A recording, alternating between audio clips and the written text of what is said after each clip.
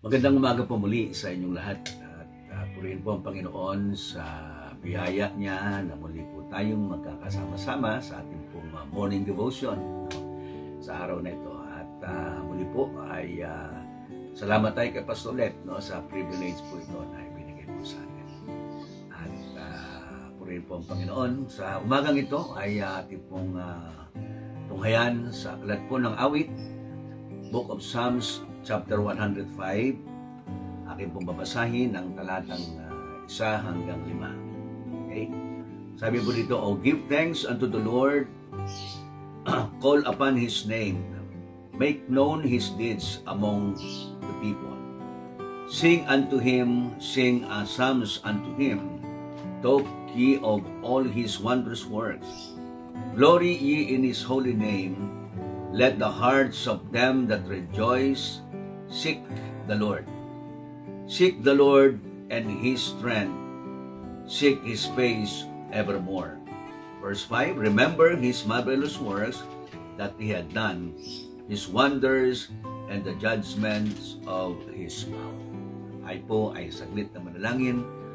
O dakila po naming Diyos at mapagpala po naming Ama, salamat po sa inyo, sa biyaya nyo ngayong umaga.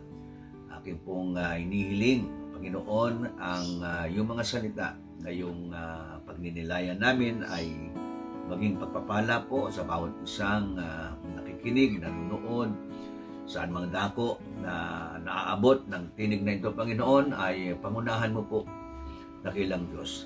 Aking pong titiwala sa inyo ang oras na ito na kayo po ang aming maitaas at maluwalhati. Purihin ka, Panginoong Diyos, at aking pong inihingi, dakilang Ama, na ang oras na ito, Panginoong Diyos, ay maging tunay na pagpapala. Ito pong aking dalangin at kahilingan sa pangalan po ni Jesus. Amen. Okay? So ngayon pong umaga ay ating pong pag-usapan ang pagiging grateful o mapagpasalamat sa ating Panginoon. At dito po sa ating pinasa, ang sabi po dito, "Give thanks unto the Lord, call upon His name, make known His deeds among the people."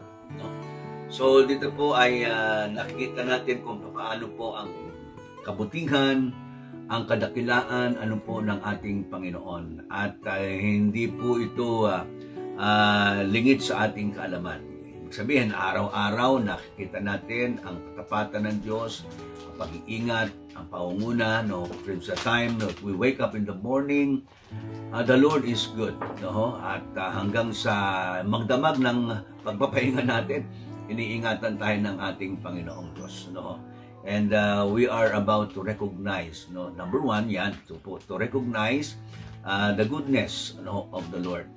Let us always remember na ang Diyos sa atin ay napakabuti. Wala pong bahagi sa ating buhay o anumang bagay na nangyayari sa atin na hindi niya po alam. Lahat po ito. At maganda nito, lahat po ito ay naiisip ng Panginoong Diyos na ikabubuti natin. Everything that happens, whether it is sometimes na hindi maganda pa sa paningin natin, pero ang Panginoon, lahat ng bagay, ilalagak niya, gagampanan niya sa ikabubuti ng bawat sa atin. Sabi nga niya sa Jeremiah chapter 29 verse 11, he thought of peace and not of evil. At wala po siyang bahagi na ibinibigay sa atin na mapapasama tayo. And the expected end po ay maganda. So, mahalagang tayo po bilang Kristiyano, mananampalataya, na tinubos ng ating Panginoon ay makitaan tayo, maunawaan natin, magkaroon tayo ng pusong meron pong nagpapasalamat, being grateful to the Lord. So, that's number one, recognize the goodness of the Lord. Secondly, pangalawa, ay hindi lamang po yung ma-recognize natin, kundi let us always remember His marvelous works.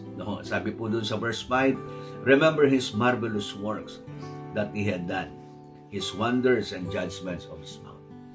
So yung mga makikita nating kung babalikan natin siguro in those days that happen, mga circumstansyang dinaanan natin, siguro masasabi natin ang Panginoong Diyos ay napakabuti.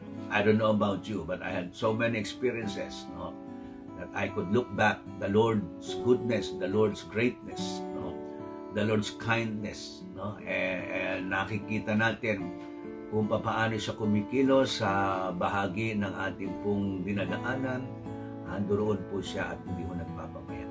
So napakahalaga po mga kapatid, no?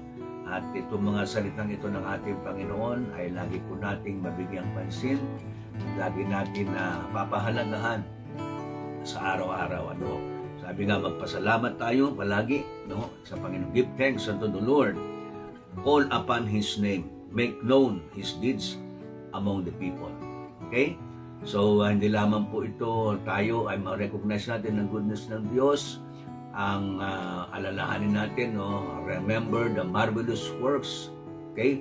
And then thirdly, let us always receive with gladness and with thanksgiving yung mga pinadadala ng ating Panginoon. Sabihin natin, Pastor, may sakit kami, pasalamatan natin ang Panginoon. May problema kami, pasalamatan natin ang Diyos. No?